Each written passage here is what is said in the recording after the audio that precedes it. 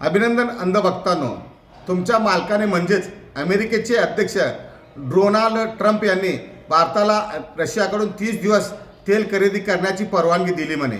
प्रश्न असा आहे की भारताने कोणाकडून काय खरेदी करायचे हे आता अमेरिका ठरवणार आहे काय? भारताच्या तेल खरेदीला परवानगी देणारा अमेरिका कोण लागून गेला आहे? भारताच्या प्रत्येक निर्णयासाठी अमेरिकेकडे परवानगी मागावी लागणार आहे काय? पंतप्रधान नरेंद्र मोदी यांनी भारताला अमेरिकेच्या हातातील बाहुले बनवले आहे काय? मोदी मीडियाला मात्र हे सगळे मोदींचा मास्टर स्ट्रोकच वाटतो। हीच का ती 56ची छाती, हेच का ते देश सुरक्षित हाथों में है। आज अशी परिस्थिती आहे की मोदी सरकार अमेरिकेसोबत कॉम्प्रोमाइज करत आहे। ऑपरेशन सिंदूर थांबवण्याचा निर्णय असो किंवा भारत अमेरिका व्यापार करार असो, सगळे काही अमेरिकेच्या दबावाखाली होत असल्याचे चित्र देशातील जनतेला दिसत आहे। आज प्रश्न प्रत्येक भारतीयाने विचारायला हवा की अमेरिका भारताचा मालक झाला आहे काय?